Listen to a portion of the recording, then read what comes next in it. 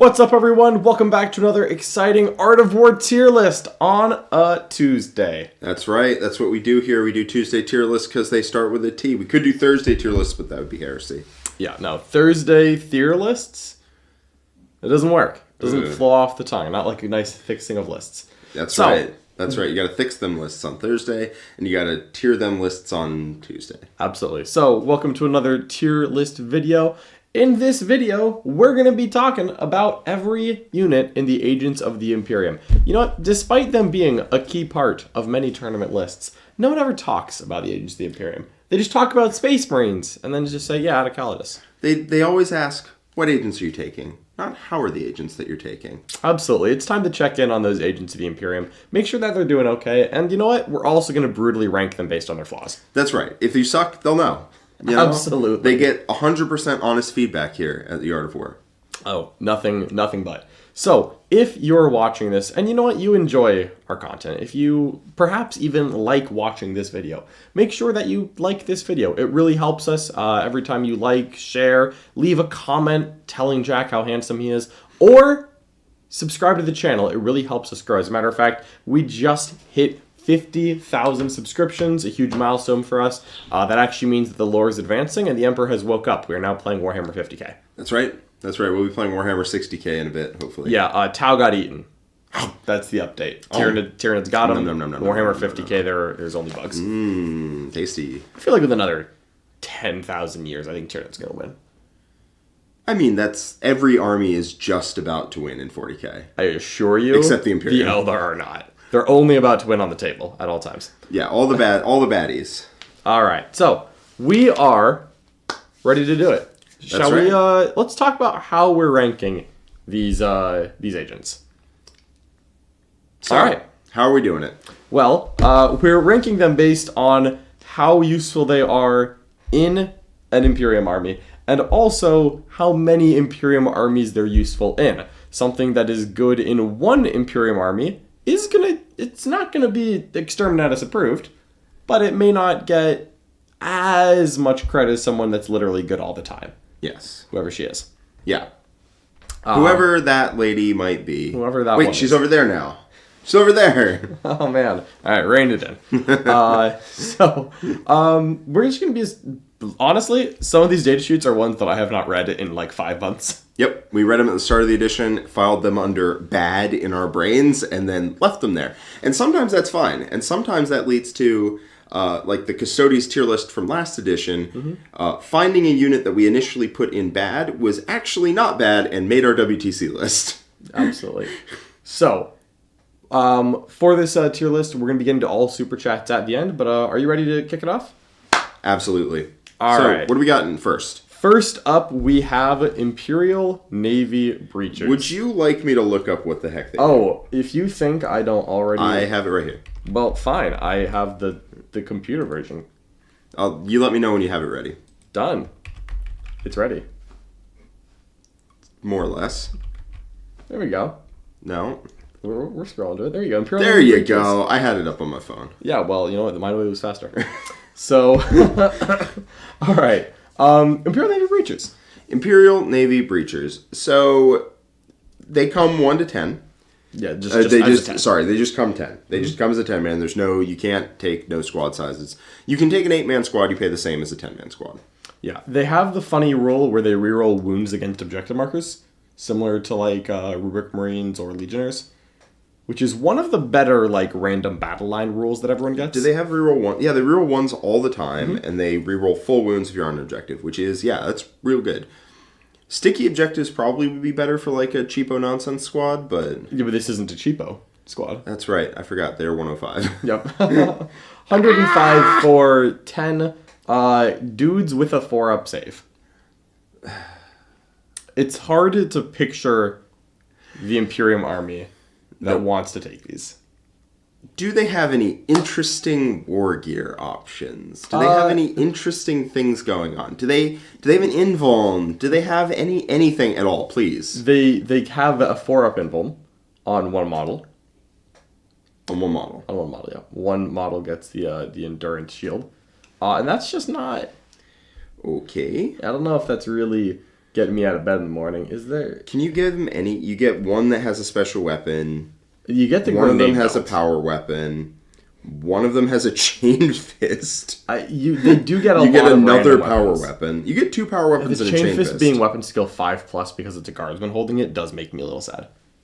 Wait, why? What? Oh. It's a guardsman chain fist. It's No, not a, yeah, I get it. Yeah, it's... Damn it. Unfortunately. You reroll those wounds. You don't reroll them hits. Mm-hmm. The grenade there belt is one... Bearer gets smoke, and you get... Oh, that's not bad. Yeah, an extra grenade on the when you throw the grenade. So it's 7 dice every 4+. That will not stop me from doing 2. Can I just take, like, him for 10.5 points and screw the rest of the squad? No. Because I'd like him. That guy sounds dope. It's actually a fairly decent, like, trash clearing squad. It So, like, is. It's not terrible. Yeah, when you're in a trash war and one unit rerolls wounds, that is significant. And randomly has an extra die on the grenade, and also randomly having grenades is sometimes very useful. Like, Custodians don't have grenades, and grenades are a great thing to have. They really help deal with some higher toughness targets, such as especially the Avatar, the Incarn, things like that. Mm-hmm. Even some things that have a feel no pain, like if you're trying to make a play on a Catan, throwing a few wounds down on it first is good. And if you don't have grenades, it's nice to have. They also notably have 1 demolition charge, like the GSC demolition charge, except theirs is ballistic skill 4. Baller. Yeah. And now you don't get the sustained hits, full reroll hits, or whatever the heck Gene Storkolt are doing. And +1 to wound. And +2 AP But and you might ignores cover. reroll wounds. Jesus Christ, they get reroll hits, sustained hits, +2 AP, ignores cover, reroll wounds. Yes. That's why they're good. +1 to wound. Yeah. But that's just a demo charge. That's not bad. Again, in a skirmish war, this unit actually probably would go beat up like 5 scouts at lightspeed. Yes, this would beat up 5 scouts. Yeah. Because, like, scouts aren't going to shoot. If you have cover, both sides are getting 3-ups. Mm-hmm. And I'd much rather have 10 guys than 5 guys. Yeah? Well, 5 2-wound guys. Yeah. Especially if Simply one hit of him them's with the packing damage a too. demo charge and just goes... 3 of you die. Yeah. I mean, it's not going to, like, break the bank or nothing, but, like, that will kill, like, 3 scouts when you throw the demo charge.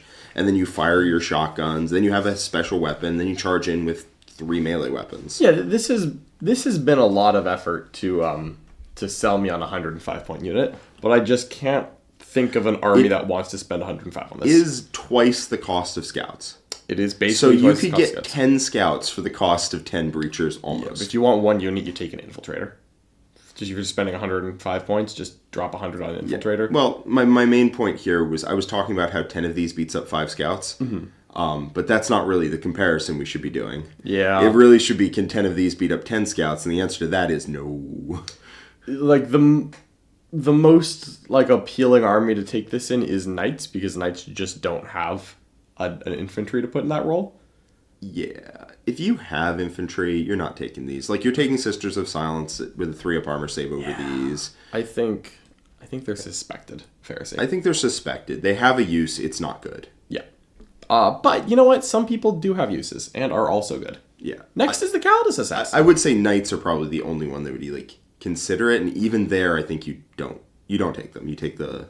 There's someone else. There's a different option. Yeah, I agree on that. Yeah. But hey, Callidus Assassin up next. Callidus Assassin up next. And, I mean, everyone in the chat knows where this is going. Yes. I love the Callidus Assassin. Everyone loves the Callidus Assassin. Everyone loves but the Callidus. In the house, I've tried to be a fan. A super fan of the Callidus. And I put her in every Imperium list.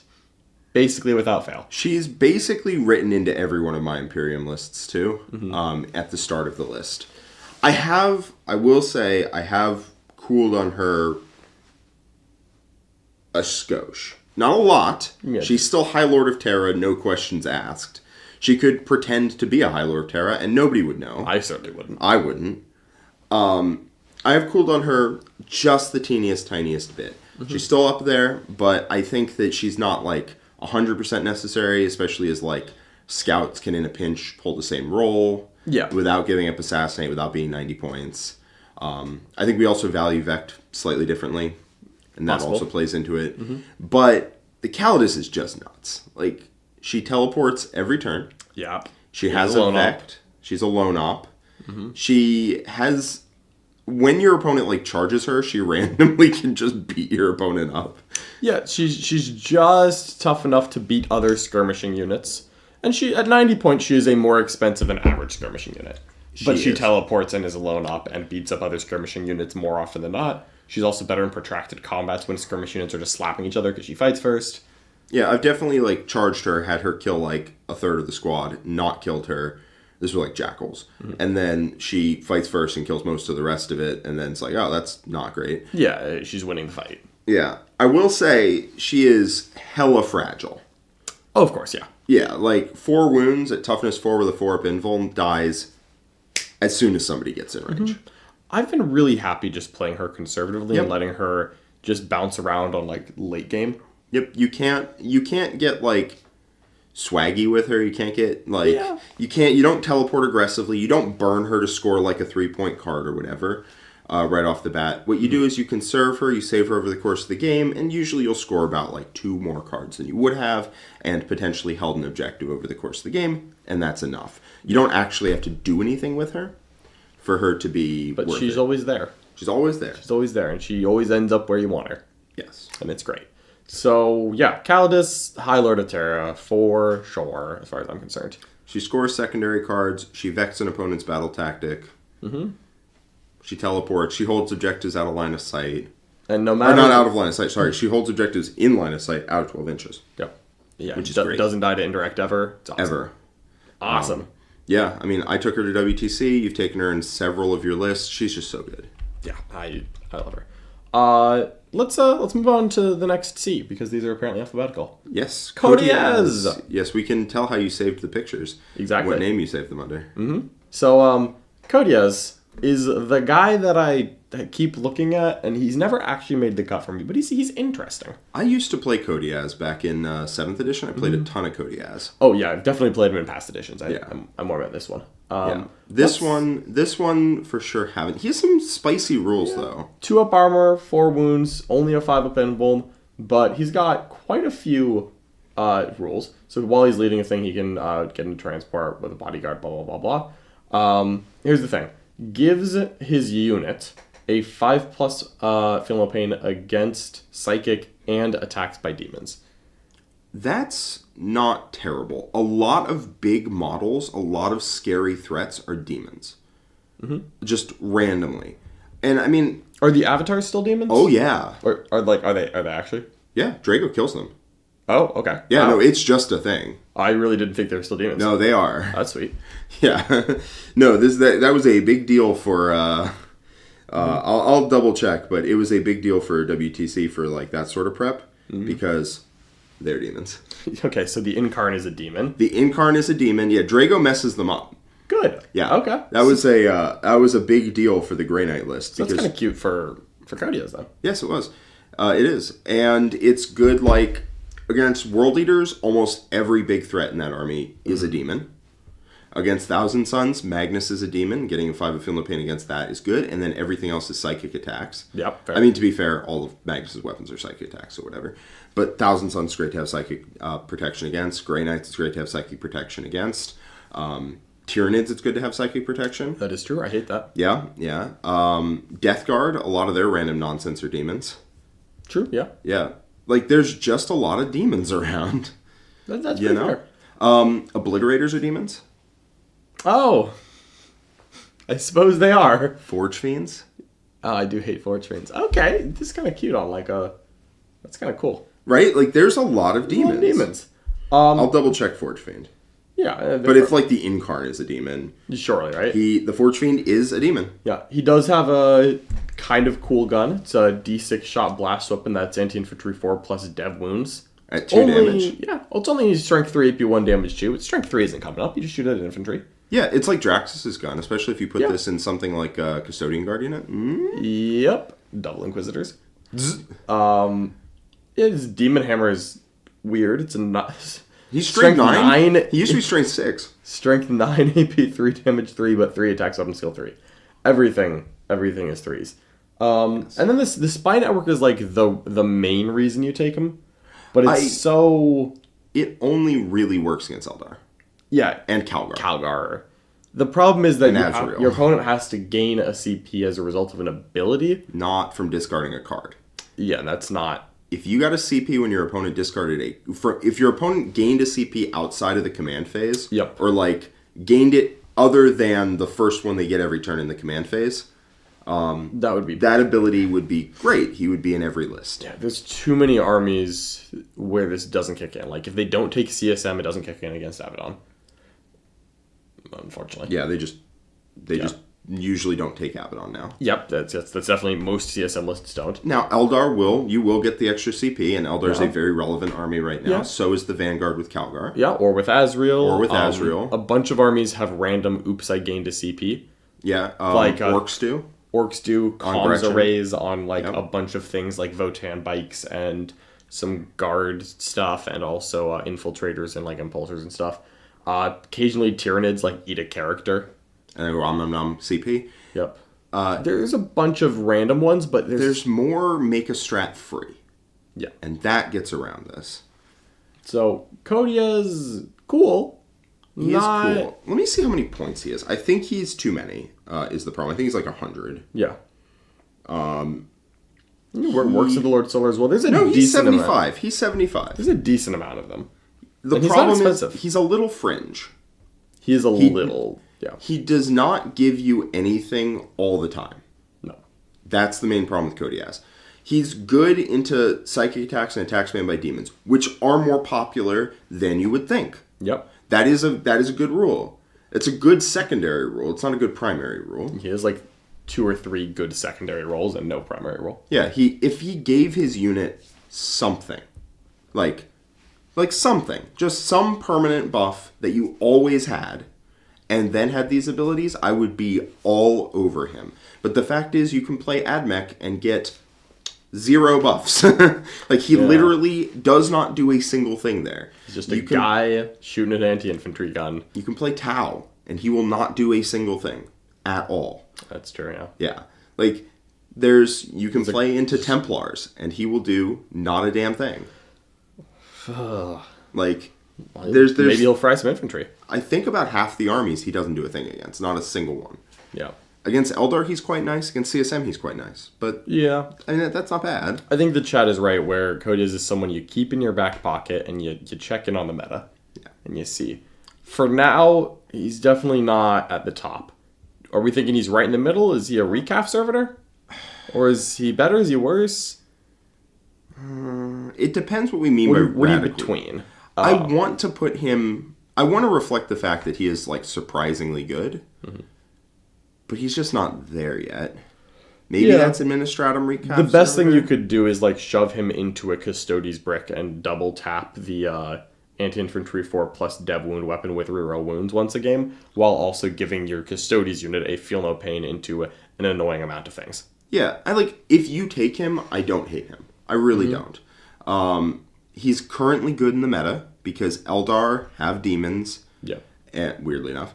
And CSM, all of their shooting threats are demons. Look, getting a Custodes unit to have a Feel No Pain against Forge Fiends and Obliterators would make me so happy. I'm not convinced he doesn't go in current armies. He could. I could go Radical. I could go Radical. We can go Radical here. Whoop. It would be a pretty harsh meta call, but that doesn't necessarily mean you're wrong to make that meta call. Yeah, but it's with the US. Okay. Yeah. Just because it's a meta call doesn't mean you're wrong to do it. Mm-hmm. I'm not sure how Inquisitors interact with Grey Knights. I did not want to touch that live wire when I was taking them to WTC. Yeah. There are 4 different abilities that Grey Knights have that trigger off of having Deep Strike. Mm-hmm. And the Inquisitors don't, but the unit does. Does that work? Who knows? I think you get the Grey Knight Teleport one, you just can't actual Deep Strike. Because the Grey Knight Teleport one is just this unit, which he's part of. Who knows? No, that's... Which one? The Grey Knight pull the unit? Yeah, that one I agree, that one works. Yeah, you can't Deep Strike, though. You can't just, start him in reserves of Deep Strike. You can start on the table and then do it. Or can you mists? Because you need Deep Strike to mists. Into reserves. Oh, no, mists just puts you into reserves. Can you Deep Strike off that? No. I'm pretty sure Mists requires you to have Deep Strike to go into reserves. Well, then, if Mists requires you to have Deep Strike, then it's different. I thought it just have the only requirement was infantry. Yeah, it's weird. I don't really want to open that can of worms. Fair enough. So, let's move on to the next, shall we? Yep. Culexus Assassin. An assassin that I think is slightly undervalued right now. I actually kind of like the Culexus. It's almost there. I don't hate the Culexus either. It's like 85, right? It's not that expensive? I think so. It's definitely cheaper than... It might be 80, but it's definitely in the... I think it starts with an 8. So... 85. Culexus is the anti-psyker. Theoretically. It's what it does. It has anti-psyker 2+. Yeah. So anyways, its gun is anti-psyker 2+, not dev wounds though. And it's a 3-shot gun, plus 6 skill 2, 5 2d3, goes to 6 shots when you target a psychic unit. It's precision. If it was dev wounds, I would like it so much more, but it also... Well, with anti-psyker, dev wounds, precision... It would ragdoll psychers if it had dev wounds. Yeah, it would be... He would just show... I mean, like, maybe you should ragdoll psychers with this thing? Yeah, maybe, right? That's how you make it good, is you just say, yeah, psychers die. I mean, that's what it used to be. It used to be if you went within 12 inches of it, every psychic ability shut down immediately, and the psychic abilities were important back then. Like if you had them, you were immortal. If you didn't have them, you died instantly. So, the Culexus, pretty good at picking out psychers still, because hit on 2s, wound on 2s. AP2, D3 damage. Does pick out librarians real fast. And if you target a psyker, you get 6 shots. Exactly. Yeah, that's... That picks them out real fast. Its melee is a little bit more of the same, anti-psycho 2+. This one is dev wounds. 4 attacks, weapon skill 2, precision, 2 damage. So it'll kill several rubrics at a time. This is actually terrifying against T-Sons. Yeah, hit on 2s, kill on 2s. Yeah, well, you walk up to a unit, you're just like, all right, that character's done. You charge a different unit, you go, that character's done. Yeah. It's like... Yeah, no, that's just like, bing, bing. Yeah. Probably goes and kills... Probably goes and kills 2 of them, yeah. Also, of course, is a deep striking lone operative with stealth. This is the assassin, one of the assassins that actually has stealth. Yes, which is good, because it needs it. Everyone assumes that Callidus has stealth, and I have to be like, no, she doesn't. Yep, it's painful. Yeah. Like, every opponent at WTC was like, so I'm -1 to hit. I'm like, oh, dude, everyone at Worlds was still like... yeah, everyone assumes that Callidus has stealth, and she doesn't. Does look like she should, but she doesn't. Richard was so sure that she did that I double-checked it. Until they Doombolt you, yeah, unless you had a 2+ field mode playing against psychic attacks. Yeah. Which you do. Doombolt is a psychic attack. Yep.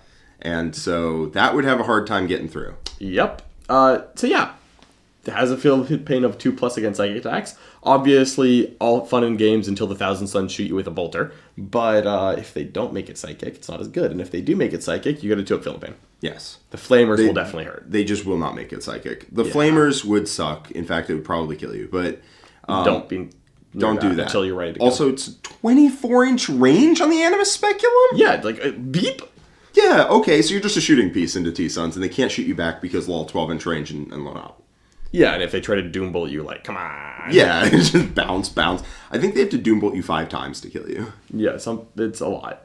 And then, of course, it does have the Soulless Horror. That's what makes this it is for what me, I honestly. like. Yeah. So it's a 6-inch aura of -1 leadership, and -2 if they're psychers. And that's kind of whatever, but when you staple it to the second half of the ability...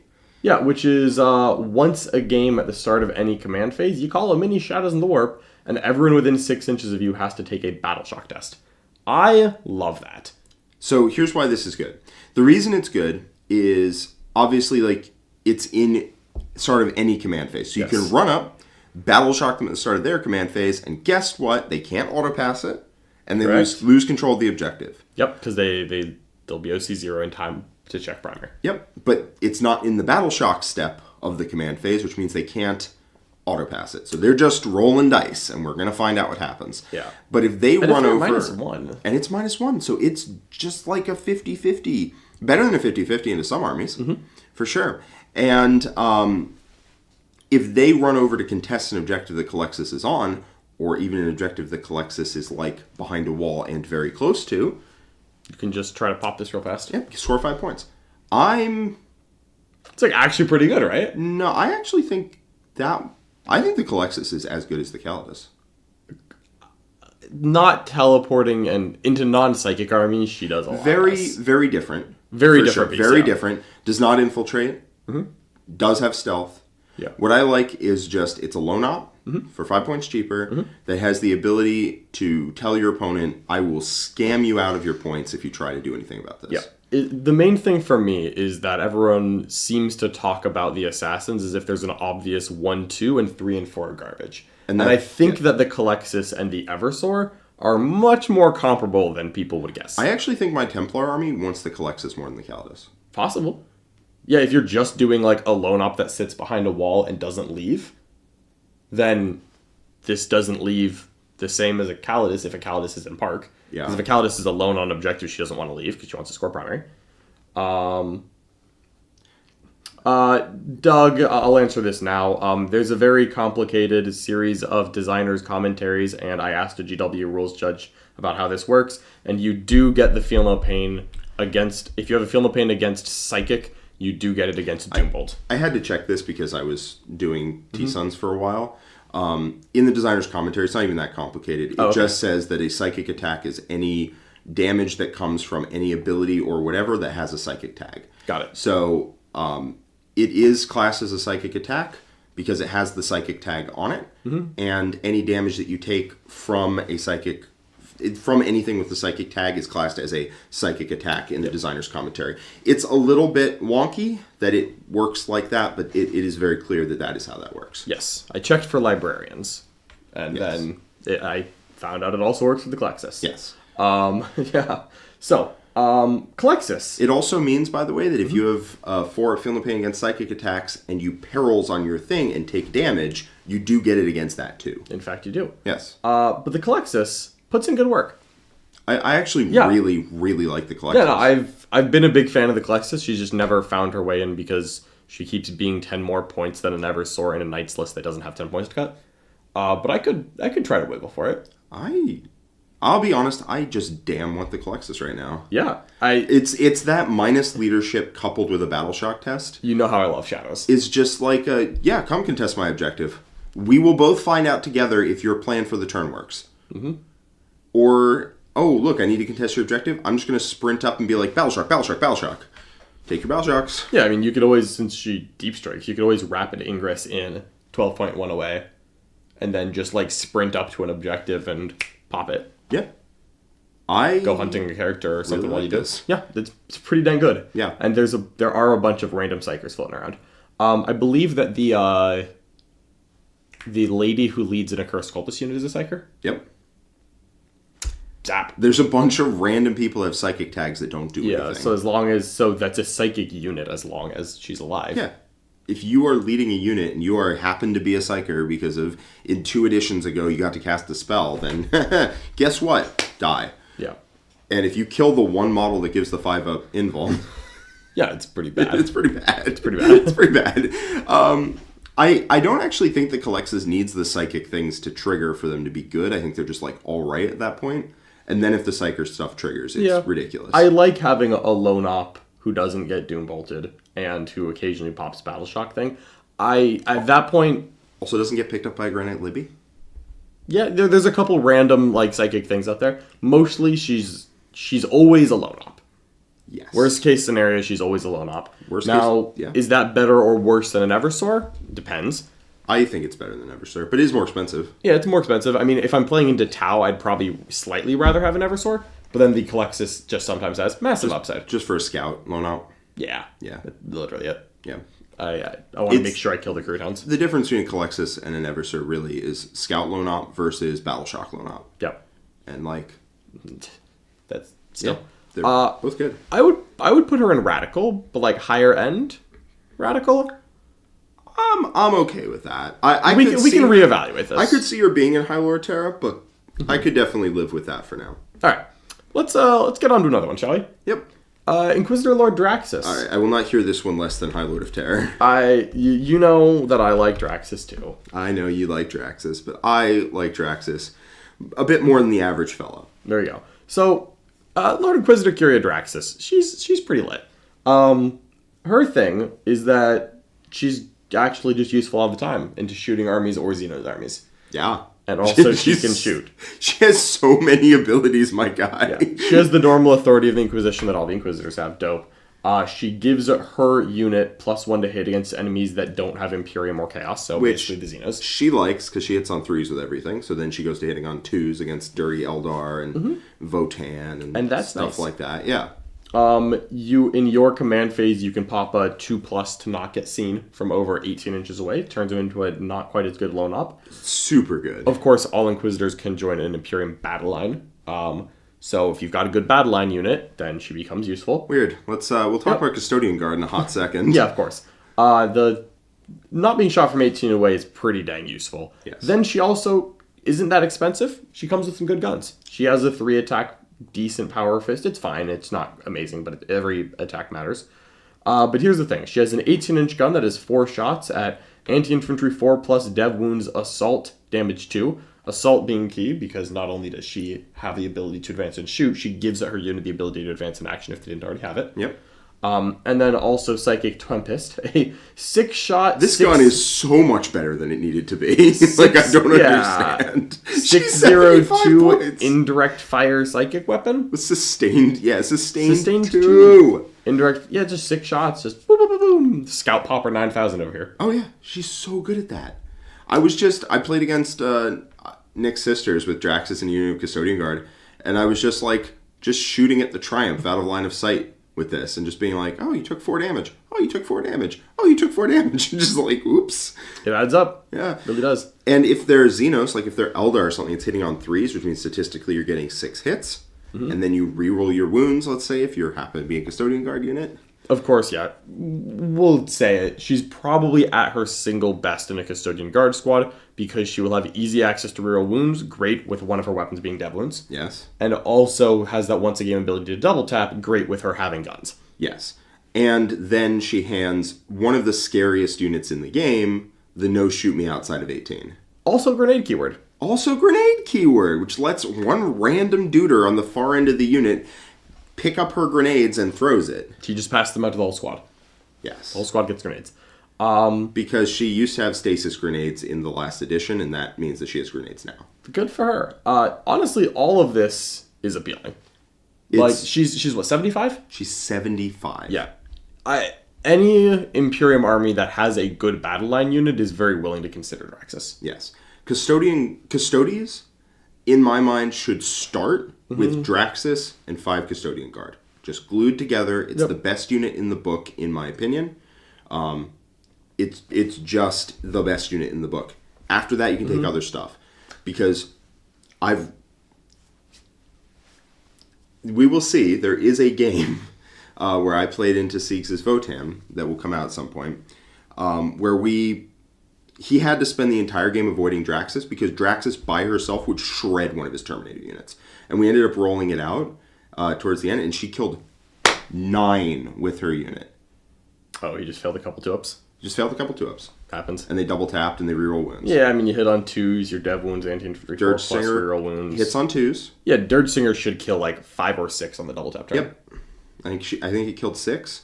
And then Psychic Tempest firing 12 shots that rerolls wounds. Hurts. Yeah, and then the spears. He killed 9. It was just like... It's real freaking good. Yeah. Draxus is great. I agree. She is, in my mind, the best Inquisitor, hands down. Yeah. She can absolutely be a High Lord of Terra. The reason I like the Callidus above her is that I think the Callidus is universally useful, and Draxus is a little, what army am I joining her to? That is 100% true, but her rules are ridiculous. Yeah. In a Custodes army, I can really see an argument for Draxus over Callidus if for some reason you are married to only taking one of the two. In any other army, I feel like it's Callidus first and then maybe also Draxus. Yeah.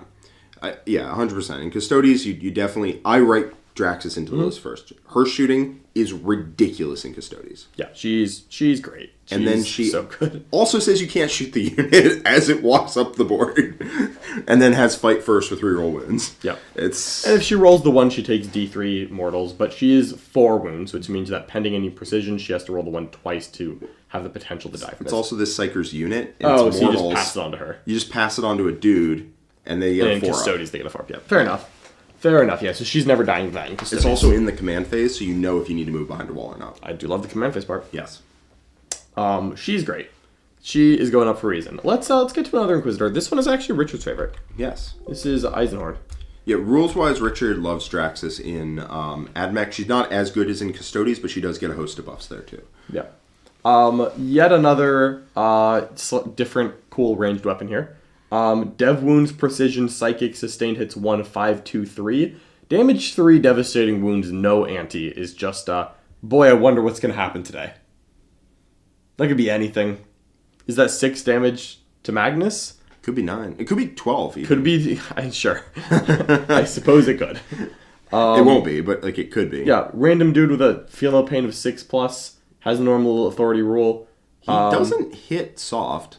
No, 5 attacks at 6/2/2. He hits harder than Draxus in melee for sure. For sure. His gun is more focused, less, kills everything.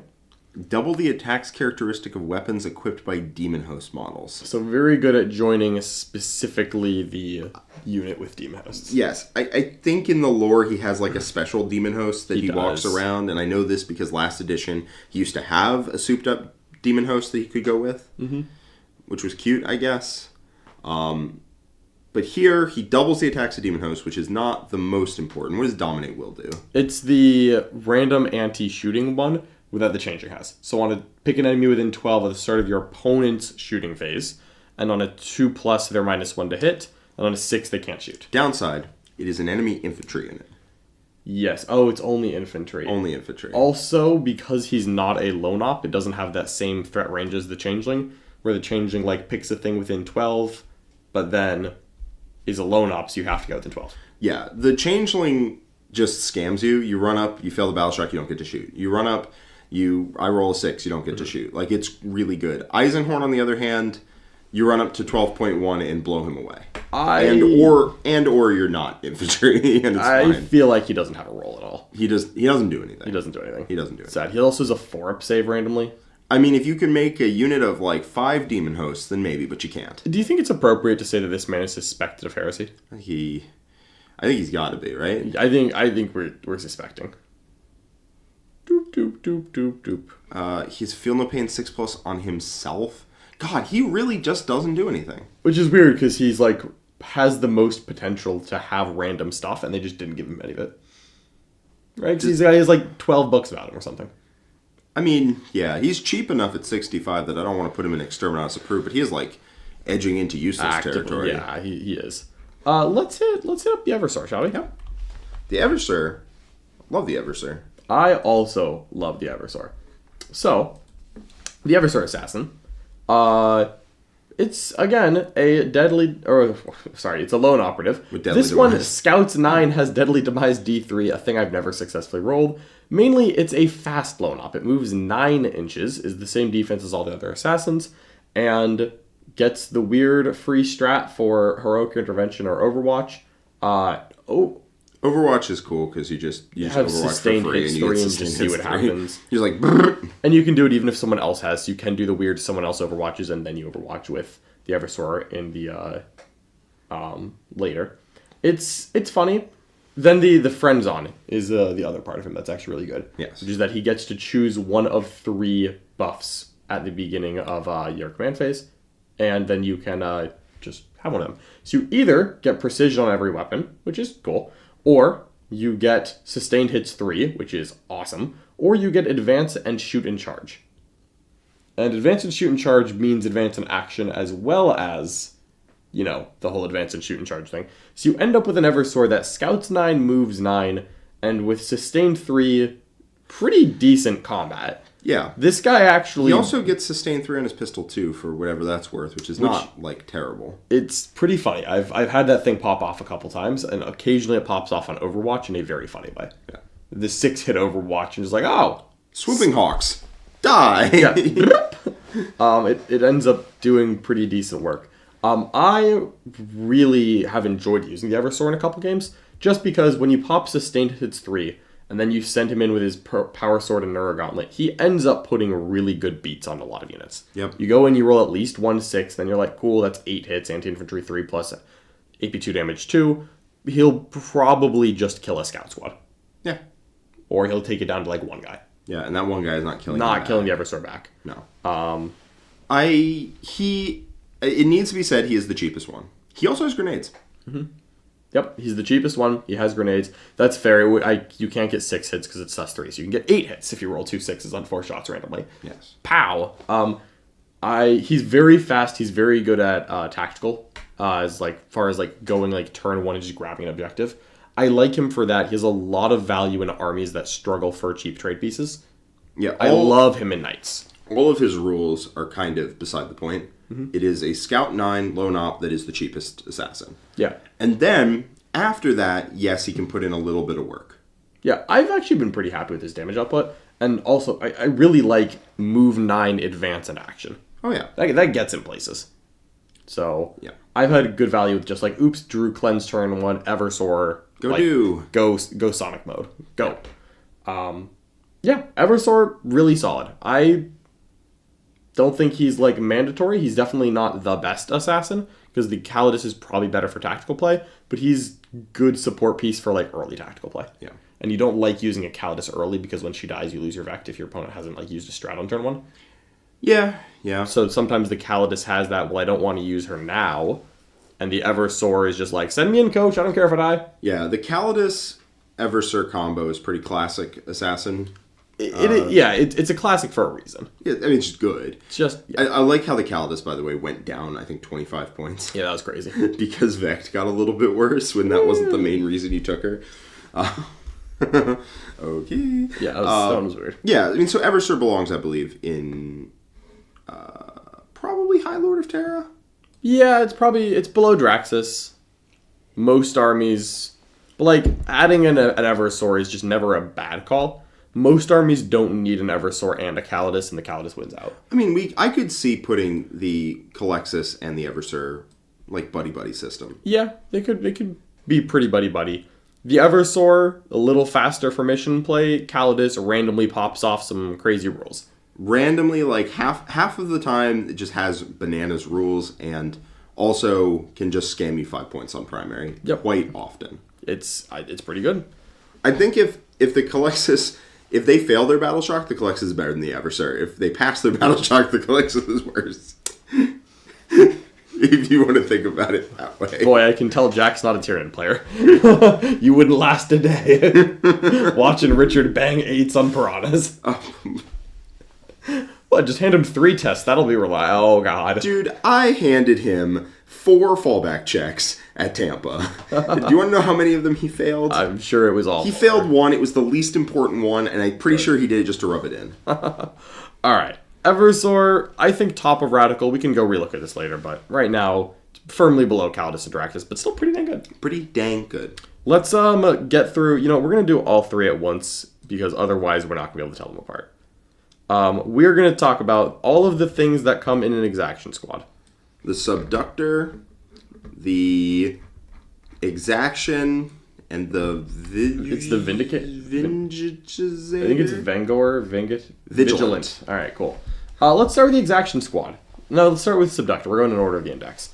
So the Subductor Squad is one of the 3 things you can build with the Arbites, whatever, box set. They're all 10-mans now. None of these are 5-mans. I hate that I have built 5 Exactions out of that box set. And you're never going to build the other 5? Unlucky. Unlikely. So, the Subductor Squad is the one that has... the shields and the mauls. Yeah, everyone has a shock maul. And, they have a 4-up invuln, which is honestly kind of good. Wait, what's the points on the squad? This is 110 for 11 models? With a 4-up invuln on everyone except the Cybermastiff. Okay. Yeah, it's not bad. They have a 3-up armor. Yes. Yeah, it's actually not bad. Huh. Yeah. Huh. They have a 4+ fight on death. So in melee. I mean, sure. And their melee is 2 attacks at 4/1/1 weapon skill force. Their melee is purely incidental, but if someone charges you with some frisky World Eater Jackals and finds a way to kill some models, don't worry. So hard to do with Jackals. I've tried. They can find a way. You can fail 3-ups. I can fail 3-ups. I don't know. I imagine that they are a volume of AP dash attacks or something. Yeah, they are, but they also hit on 4s. Good. You can fight on death with a couple. And 5s. Great for beating up I don't know, bloodletters, demonettes? I don't know what the target is here. But anyways, this is 11 bodies with a 3-up armor and a 4-up invuln. For not that many points. The Cybermastiff has a 3-up as well. It sure does. And it has an extra attack, but no AP. Sure. Yeah, that's good. Yeah. You could take the Nuncio Aquila and the Culexus. That is true. You just put them on an objective, and then if they run up, you're like, Battle Shock at -2! Psychers at -3? Psychers at -3! It's completely accurate, yeah. You run up, and all of those accursed cultists become the Battle Shocks. I mean, how many points a model do you pay for 1 wound? Because it's more than 10 points a model, but, it's a 3-up save and a 4-up invuln 1 wound. It's not. I mean, it's 10 points a model. Yeah. Because it's 110, you get 11 models. Oh, yeah, fair enough, okay. So... Yeah, T3, 1 wound each. There are some downsides. T3, 1 wound, but with a 3-up save and a 4-up invuln, it's kind of hard to allocate the right kind of resource to this unit. Because if you throw AP 1 at them, they're still getting 3-ups. Cover is free in this edition. Yep. And if you allocate AP 2 or 3, first off, you're putting that towards a Subductor Squad. And second off, they're getting a 4-up invuln anyway. Yeah. I don't actually know what shifts this very well. Honestly, I mean, that isn't it's throwing a radical overcommitment. Yeah, it's just throwing a bunch of Stormbolters and Lasguns at it because it's not doing anything while you wait. Yeah, but then it holds objectives. I picture it being part of a balanced breakfast, Yeah, of course. You're not just going to get to pour bolter fire into them without something happening. Yeah. It's not bad. I think most armies have something to fill the same role for less points. Because most armies don't have a unit that has a 3-up armor, 4-up invuln. True, but how often does this unit need the 4-up invuln? Is it really getting shot by anti-tank weapons? Not anti-tank, but Sisters have Sacrosants. AP2 quite often. The 4-up invuln will make this squad annoying. But in cover, AP2 is still giving a 3-up squad a 4-up. AP2 in combat? Yeah, I guess. And that happens, you get to fight on often. Yeah, the AP2 in combat will add up.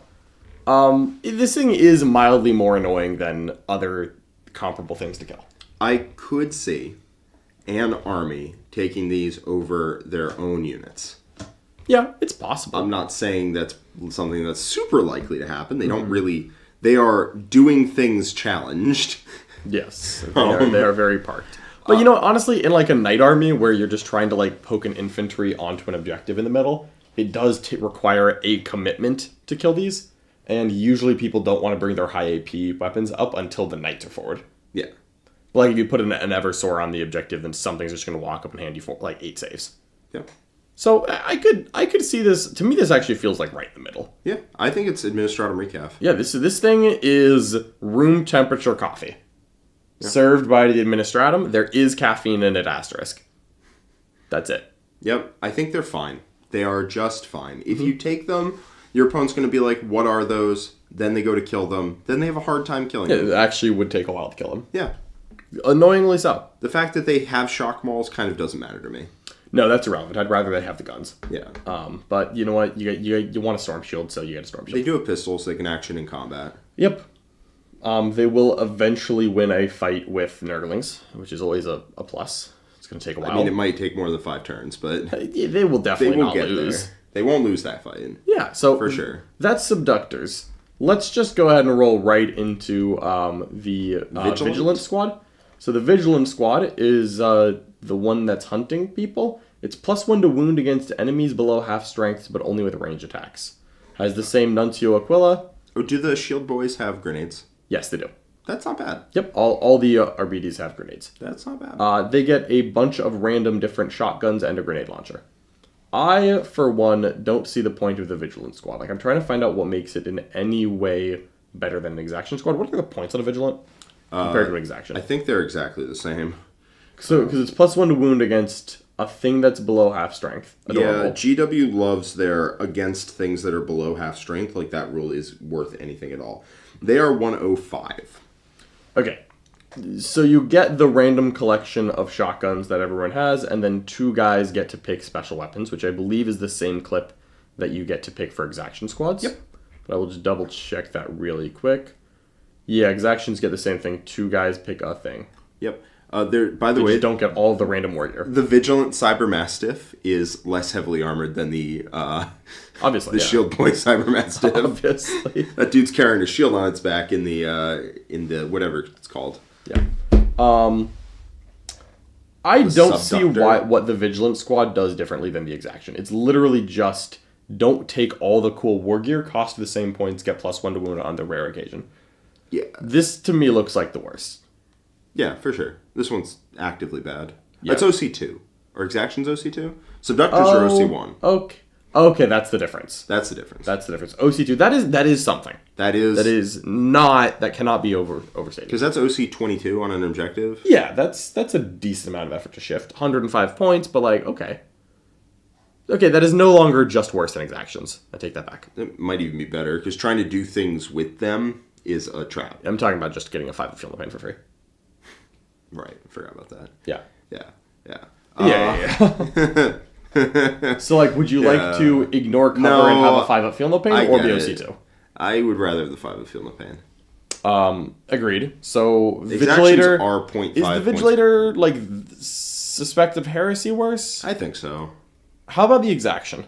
So the Exaction Squad is the one we actually know. It does the same thing. It has a bunch of shotguns, and it gets 2 special weapons, which is going to be a Weber, so that you have an Assault, Devastating Wounds, Torrent weapon, and something else, but whatever, you've already got Assault weapons. Yeah, Assault and Pistol, so you can advance and do stuff. Yeah. Man, at 35 points for 5... That was good. It was so good.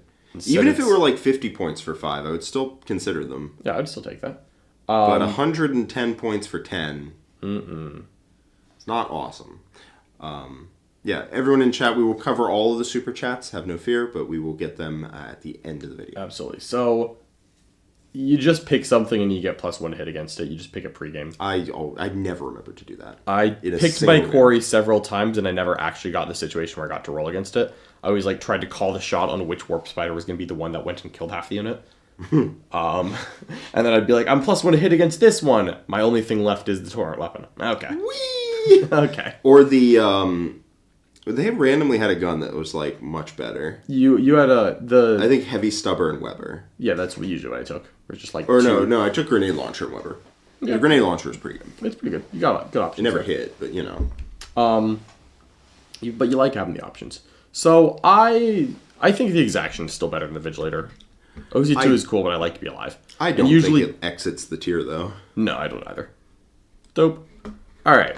I think we've talked enough about the RBD squads. They're not good. They're not. Let's talk about Greyfax instead. Yeah, who Greyfax also isn't great. She's great. She's Greyfax. I think she's 65. Hold on. She has an anti-character 4+ to dev wound damage 3 weapon. It's precision. Is it one shot? No. Yes.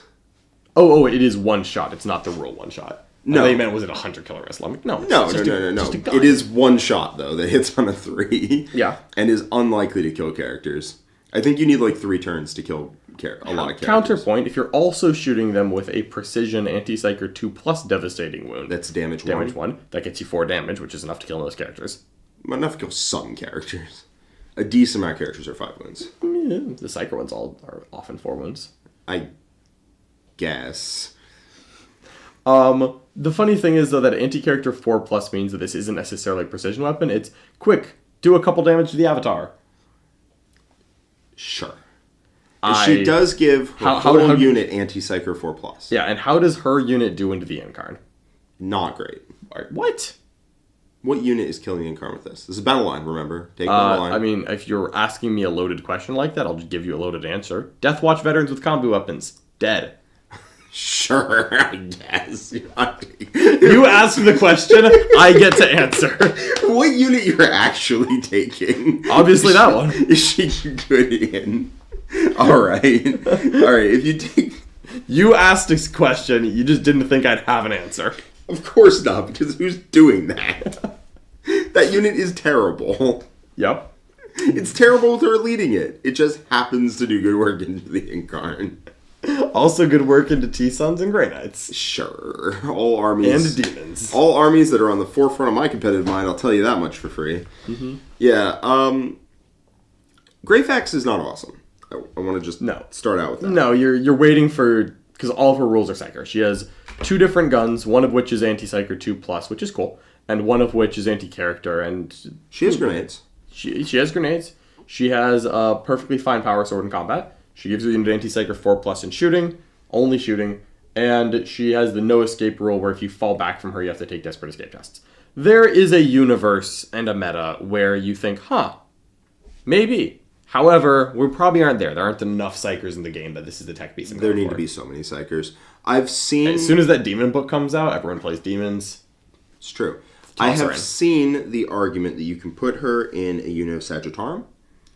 Because if you can join Imperium Battle... If you can join the Custodian Guard, you can join them, which whether or not that's a chaining effect. I think rules as written it is. I don't particularly care. I don't like Sagittarum right now. You can join her to the Sagittarum. Once a game, they get devastating wounds on their shooting attacks. You get Anti-Psyker 4+ from Greyfax. They can do like 6 wounds to the Avatar. Or the Incarn. Or whatever. Or to the Incarn. The Avatar's not Psyker. Yep. That's okay. They can do like okay work into a Wraithguard unit and then get vaporized on the crackback. I'm not super impressed by that, and outside of that, I don't really see what to put Greyfax in, and I don't even like her there. No escape actually makes me kind of happy, because if you can just, like, have a Custodes squad with her, consolidate into a couple things, and just be like, hey. Yeah. I mean, I found that really good on the Black Templars no escape thing, the strat. Even if you failed the 4-up to lock them in combat, they fall back, and the Wraithguard just lose, like, 4 models. Yeah, like, that's a pretty big deal. It is nice. It is nice to have. I just don't think she has an always-on buff the way Draxus does. No, she doesn't. And the Callidus, for all of Callidus's anti-Psyker stuff, at the end of the day... Or sorry, the Culexus. For all of the Culexus's anti-Psyker stuff, at the end of the day, the reason you're taking them is for lone op, they can battle shock. None of that requires your opponent. Everything else is bonus. There's a backup roll. Exactly. And Greyfax does not have that. Fully agreed. She does not have a backup roll. To me, she's unfortunately, I think, getting suspected. I think she's with Eisenhorn. Like, she's a little better than Eisenhorn, but not by much. Yeah. She's in the same ballpark. She does a thing. Eisenhorn does no things. So I'm not a big fan. Yeah. Let's get down to the henchmen. The Inquisitorial Henchmen. The henchos? The henchos. The head henchos. So, alright, they're -1 to wound while there's an Inquisitor leading them. And then they have 3 rules that only trigger if there's an Inquisitor leading them. So if you take them without an Inquisitor, they are just a unit. But, you get, I don't know, you get a 12-inch no-go zone with a Mystic. Only that model on the unit. Only that model. It's a classic mistake is to assume that it's a 12-inch no-go zone from the whole unit, like most of them are, but this one is just from the Mystic model. You can get +1 to wound at range whenever you make a range attack, which is cute because you get 1 heavy weapon and then a bunch of random stuff. Then you can get a 5-up invuln, all while there's an Inquisitor leading the unit. You can make this unit semi-tanky. They are notably 2 wound models that are 10 points model and can come in a unit as small as 4, making them the cheapest single unit that can be taken out of the agents. Yep. Which, and that has value. The cheapest in Imperium generally. Yeah, there's not many things that are cheaper. Sisters of Silence tie them. And that's there's about a couple random, like, Space Wolf things, and like some armies still have servitors, but there's not a lot. Yeah. Going down, something I just noticed. I was like looking at the Demon Host melee weapon, Warp Grasp, which is pretty decent if you double its attacks. And I was like, oh, maybe if you can take a couple... you can take 1. Yep. You can take 1.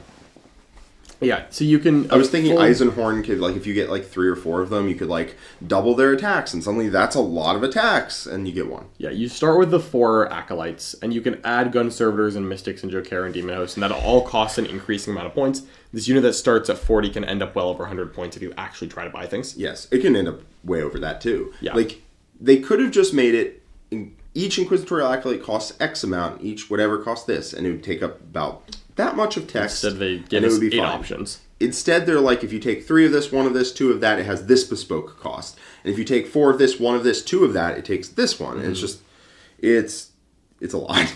Joseph Hoffman asks, could Greyfax go with Sisters and benefit from Miracle Dice? 100% yes. And if you have a Miracle Dice powering that damage 3 Dev Wound gun, it is really valuable. It's alright.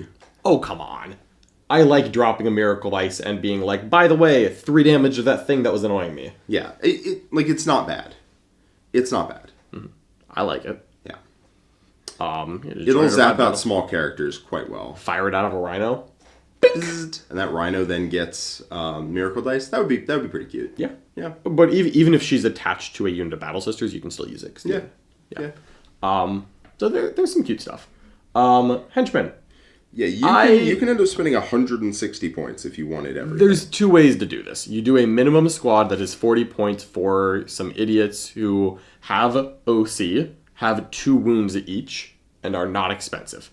That is good. You could also invest, and then you're buying an Inquisitor and a bunch of these random models that only get rules if an Inquisitor joins them. And that is a very different unit that still has some value, but isn't... It's 115 if you want to take the cheapest option with a Mystic and an Inquisitor. And that's like that's like an Inquisitor? That's just an Inquisitor. Inquisitor is 55. Okay. Apparently, Acts of Faith is model by model. Oh, fair enough. I'll double check. Yeah, it doesn't matter. We can look at that later. So, Henchmen. I think that you... I think you just want to... Those are your options, right? You either take it cheap. I like a cheap unit, 40 points. I think it being the cheapest one actually makes it a very good addition because there's a lot of armies that are just happy to pay 40 points for a unit because there's a lot of Imperium armies that just don't have that kind of a 40-point data sheet that can do something. So for me, Henchman is borderline High Lord or Radical. I think it's Radical. I don't think it's... It doesn't do anything, but it is a very... There's a lot of Imperium armies that just can't spend 40 points. Yep. You have 40 points, you want a unit, you don't want to spend 75 on your cheapest option or whatever. Yeah. Because someone has to sit behind a wall or outflank and do an action. Yep. You just need to hold your backfield and you need to string out so it can't just be like one model. 40 points for Inquisitorial Henchmen is pretty dope. Completely fine. I like them. I think it's usually a mistake to do the expensive unit, but theoretically, if you need to defend a Custodes backfield in a meta where there's a bunch of 3-inch deep striking stuff, it's nice to know that the option's there, but I feel like you're probably not doing it for that. I mean, you'll be happy you had it if you paired into them. Yeah. And you'll be sad you have it anytime you don't. Look, there was a lot of discussion about it, like right at the beginning of 10th when Genestealer Cult was super meta and Custodes were very, very good, and having this kind of made that like a trump card, where Custodes with a 12-inch no-go zone could just beat up Genestealer Cult. Yeah, I mean, as it was, Custodes can beat up GSC, or at least get a very, very close game, no matter what. Yep. And then if you have the 12-inch no-goes, it does get better. Yeah. You could include 2 if you were like team event, you're like, I just want to kill that. Please. Let's go to the generic Inquisitor, shall we? Yeah, the generic Inquisitor is not bad. Yeah, actually gets you some... God, this is going to be annoying to search for. So the generic Inquisitor... There are 59 mentions of the word Inquisitor and in we're here. going to... This is slower than scrolling. All right. We're going to find it. So there you go. It's just another character that gives you a 3+ for a CP when you target that model's unit with a stratagem. That is very good because you can choose who you're attaching this to. And you can find a thing to spend a strat on. It has to be battle line. But like of course. An Inquisitor in, again, a unit of Custodian Guard is quite good. Yep. Is quite good there. The downside there is that the biggest ability the Inquisitor has outside of that, I think the 3-up regen CP is the biggest effect the Inquisitor has. Outside of that, it's getting a Feel No Pain 5-up against mortals. So the Inquisitor has 2 options, to be clear. You either get Blessed Wardings, which is a 5-up Feel No Pain against mortals, or you get Psychic Gifts, and then you get the Psychic Shockwave. So you can choose to just have a Psychic Shockwave instead of the Blessed Wardings, which in a Custodes army you would. At that point, it is a 2d6 Flamer that's dev wounds, and hey, if you're rerolling wounds, that's actually going to get somewhere. Yeah, at 18 inches. Yeah. I don't even know, honestly, if you do, because giving yourself the Psyker tag sounds not awesome sometimes. But you probably do. If you're taking it to Custodes, you probably do. But is it one of the best Inquisitors to take? It's not bad in Custodes, because getting that CP regen is huge. Yeah, CP regen is something that Custodes don't have a lot of and would like to have. -1 damage. Oh, look, I got one of those back. Yep. Regen a model, got it back. That will be valuable. On that one unit. On Sticky that one and unit. objective? It's pretty funny. I think the Inquisitor's fine. It's also kind of cheap. It's not great. I'm willing to put the Inquisitor in Administrator Recaf. Yep, I think it's just perfectly fine. It's alright. Yeah. I've considered putting it in several armies and never have.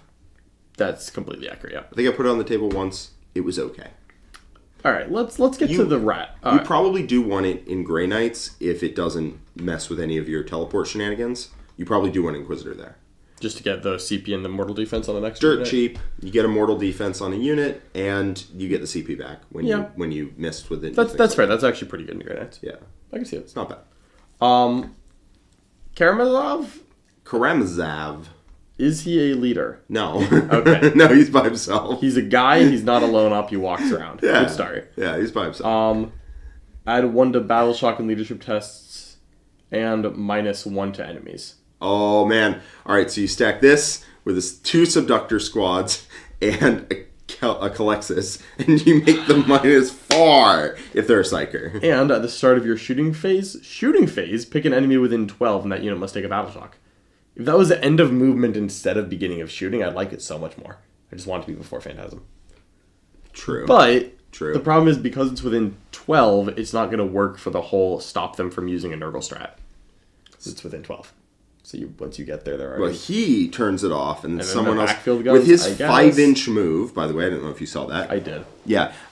He's really going to leg it up the field and do that. The problem is, I don't care about battle shocking people in the shooting phase. I guess it's better than not battle shocking them, technically, but they will regen... Like, they'll unbattle shock. It'll drop off before they score points.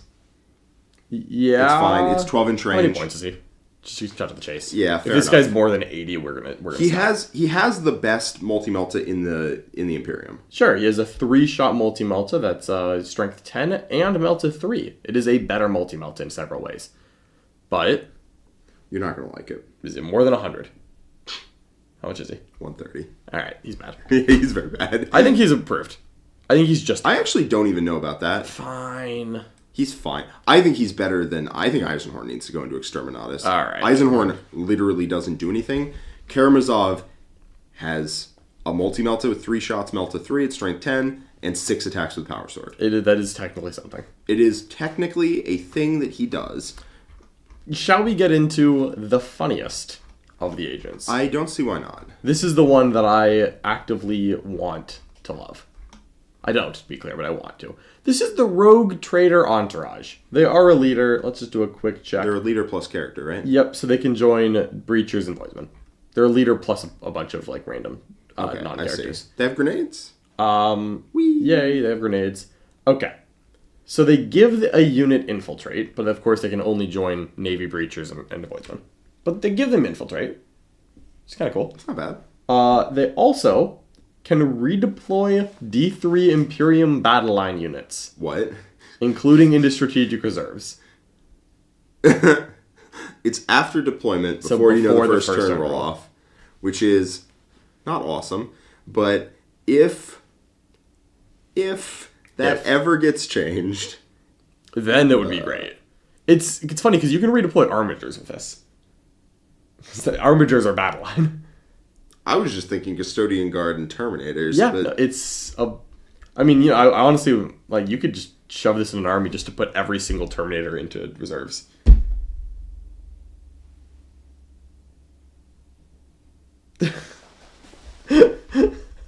Just deploy the Rogue Trader Entourage and nothing else. Wait a minute. That works. You can just completely null deploy. Yes, it actually works. You just, like, deploy 0 units. Mm-hmm. It's very funny. How many points is it? While you look that up, it has a bunch of random things. It gives the unit a 5-up Feel No Pain, which is cool, because it has a Medicae in it. There's a girl running around with some damage 1 power sword attacks that are actually pretty decent. There's a bunch of random melee weapons that are all a variant of strength 3 or 4, AP 0, 1 or 2, damage 1.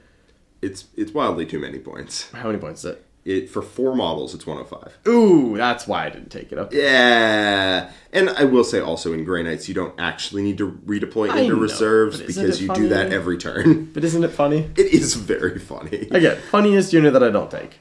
I mean, yeah, so you just... Does this thing need to be deployed? I mean, you could put in reserves. Yeah, so you could literally deploy 0 models on the board. You could literally deploy 0 models on the board. That's true. Because you reserve exactly 1,000, and then you just roll a 2 on the D3 and redeploy both your Terminator squads into reserves. Yep. I want to do that in a stream game. It's just to watch 100 and Quentin's how face. many points? It's 105. It's not good. I think it has a better roll than the worst of the Exaction Squads. I don't... Maybe? It's obviously not good. It's so expensive. Yes. It needs to lead a unit to get infiltrators. Oh, and it has infiltrators natively, but it gives that unit infiltrate. Yep. It has a 5-up feel no pain on multi-wound models. I guess Again, it's not What are we great. doing here? We're ranking below average units. All right, half of that tier needs to go into Exterminatus approved. Karamazov. Karamazov goes, for sure. And Draxus has a role. Draxus has a role. I think the Vigilant Squad or whatever is about to drop. Oh, man. Let's finish ranking the last two. Yeah. We've got the Vindicator Assassin. This is personally the assassin that I would most like to take. And he is the worst. Hey, help. Vindicare. We're getting there. You were looking I know. for... Yeah. I know. You know what? He's doing his best. He's trying his damn hardest. I think he's 80 points. He needs to be anti-character something, is my personal opinion. He needs to reliably kill stuff because... He doesn't. In 40k against good opponents, you are not seeing their characters with this guy. Yeah. You're just not seeing He's got a 3-shot precision pistol. Yeah, he's 80 which is dev wounds and damage 3. It's not bad. It's not anti-anything, though, but it's precision and hits on 2 scores. I mean, it's 5-2-3 with 3 shots. It's not horrible. Yeah. An Exodus rifle, dev wounds, ignore... It's heavy only precision. 48-inch range now. It used to be like 72. Yeah, but on these tables, 48 kind of gets you where you need. I know, 48 and 72 are the same range functionally, but Yeah. I'm just saying it used to be very funny. It's devastating wounds, D3 plus 3 damage, and if a critical hit is scored, you add 3 to the damage of the attack. So if you roll a 6 to hit, it becomes D3 plus 6 damage, but it still has to roll a wound. If this thing was lethal hits and add 3 to the damage on a critical hit, that would be funny. But if you roll a 6 to hit and then a 2 to wound, like, oh my god, what are we doing? And you should be re-rolling it into a 1. You know that Obviously. for sure. And Shieldbreaker, if it had lethal hits, you Shieldbreaker, roll the 6, and Abaddon just dies. Yeah, once a game... again, it just needs to be lethal in my mind. Yeah. And also, like, anti-character, like, 5 plus or 4 plus or something. Just make the devastating wounds part of this kick in a little bit more, especially now that it's not going to be bleeding over. It's so... It's not good. Close. Like, But it's so close to being reliable. Of the several lone ops that can park on an objective, this one also has lone op, infiltrator, and stealth.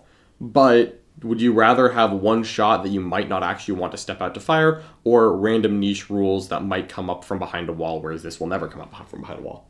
It's Random 80 niche. points. Yeah, random niche is probably better. Yeah. I mean, I don't even think their rules are random or niche. I think they're just good.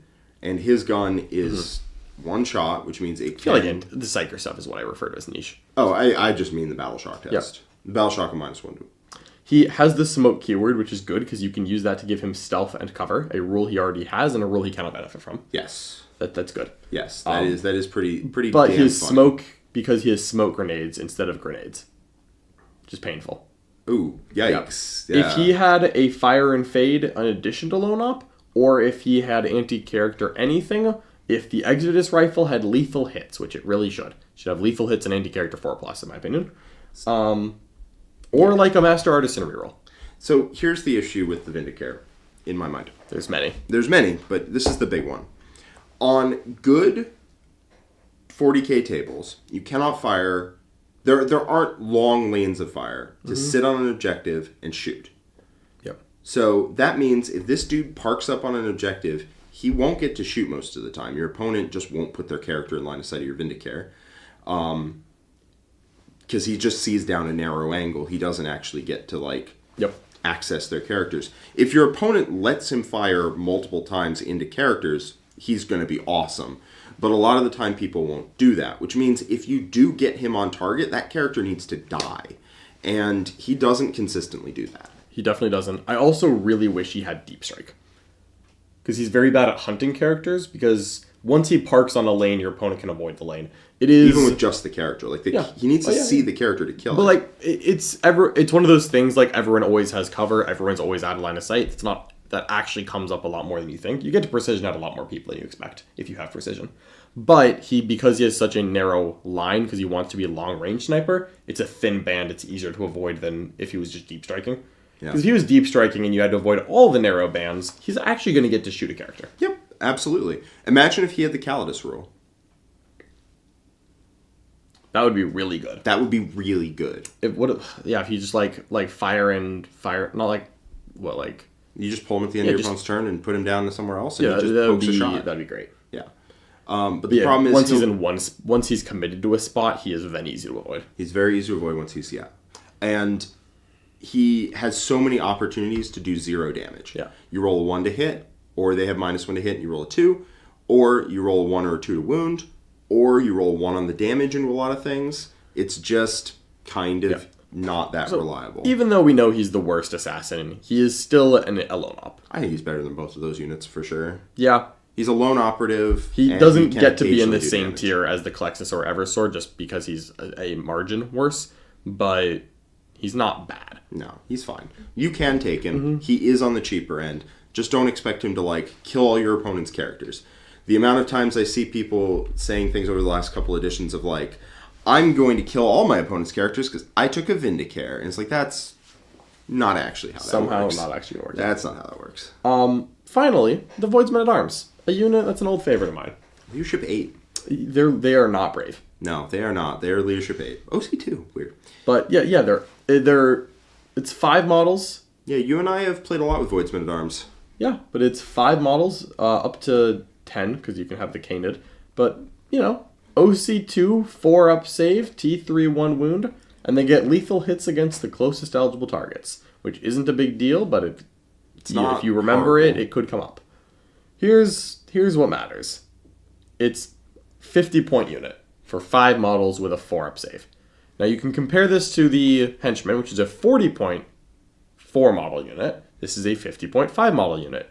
Of those, this is OC2, better than the OC1. Worse leadership, but is also a 4-up save instead of a 5-up save. So a 3-up and cover, not a 4-up? Yep. Which means that the Voidsman is more durable into Night Spinners. Yes. 5 models versus 4 2-wound models with a 4-up save against them. I would much rather have the 5 3-up save against them. I think Voidsmen are probably worse because they're 10 points more. And if you're taking a cheap unit, you're usually looking for the cheapest possible thing. My mind is better than Coteaz, still below the Assassins. Yeah. I have actually taken one of each because I had 90 points in a night list. And though if my opponent has some indirect, the one that's better into that indirect is the one that parks. This is also more durable into Plagueburst Crawlers and Whirlwinds because there's a lot of damage to indirect right now. Actually, all indirect basically is damage too. Yeah, this is better into Chaos Knight indirect. This is better into other indirect. It's not that significant. Yeah. It's not that deep. This is 10 points more, and therefore it's worse. But if you have an extra 10 points, this could just be better. Yeah, you're not spending those 10 points on anything else. So. Yeah, once you get to 1990, most armies don't have a good 10-point enhancement. So if that's the difference, yeah, you might as well just take the better one. But it's still pretty useful, and you get a couple random guns. Yeah. That's it. Yeah, that's it. There's not really much to Voidsmen. No, they're wonderfully 5 dudes. Simple. They also look cooler. They are dope models. Yeah, it's different. This is more of like a clean sci-fi, and the Henchmen are more of that like grimdark sci-fi. I like both. Yeah, they're both cool. I actually own Voidsmen, and I don't own Henchmen, and therefore... What do you mean? You own Guardsmen. That's the same thing. That's usually how it works, yeah. That's about it. Do we want to retool any of these tiers? Frankly, I actually think I like where everything ended up. Somehow this is perfectly symmetrical, and we could bump one thing up or down in a couple spots. I feel fairly happy with it. Yeah. I think Draxus and the Callidus are like really, really good. Yep. I think everything in Radical you can take and be quite happy with it. Yep. Like if you take a Culexus, you take an Eversor, you take Henchmen or the Voidsmen Squad, they're going to be very good for you. They're just going to be very good. I think Coteaz is like waiting for his opportunity to use his hyper-techy rules, but like I think if anyone goes down to Administratum Recaf, it would be him. I agree. This is honestly probably right. That's probably correct. Yeah. The difference between him and the 4 role players in Radical units is substantial. But he's better than some of the things below him. I would rather take him than regular Inquisitor. Probably him and the Vindicare are very different. They're different, but like. Neither of them are great. Neither of them are awesome. I would say the top 6 are competitive staples. Yeah, all of the top 6 are things I think could and should be seen in some competitive Imperium lists. Some Imperium lists don't need certain ones. Space Marines don't need Draxus, you know. Yeah. Yep. But the standout for me was, I think, the Culexus. Yep, there's always one every time I do these. I like the Culexus a lot. I love, you know me, I love Battle Shock, and I've made a point of hunting down Battle Shock rules because I feel like most people don't really value them. You know me, I like randomly just being like, hey, this one matchup, screw you. Very fun in seasons. Yes. Just like, oh, it's fine into everybody, but occasionally it ends you. Yeah. I do like that. I do as well. So, yeah, I think this is a pretty heavy place. And you know what? This has made me think about what if instead of an Eversor, Henchman, and Voidsman, I take 2 Henchmen and a Culexus. And because that's the same points in the Knights list. I'm like, I can just do that. Yeah, I like it. Mm-hmm. I like it quite a bit.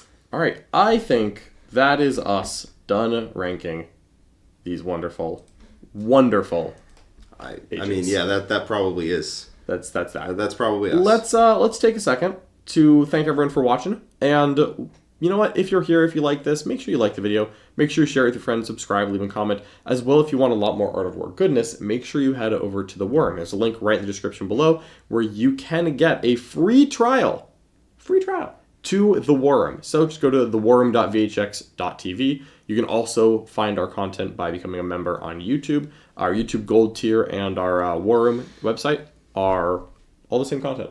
But the website does get you access to the app. It's pretty dope. Pretty solid. All right. Before we close this out, we are going to go through the Super Chats. You ready for it? Of course. Let's do it. I almost forgot we had that. Aha! Horace, who is everywhere, gave us a Super Chat, which we appreciate, and said, Nom Nom Fish Supper.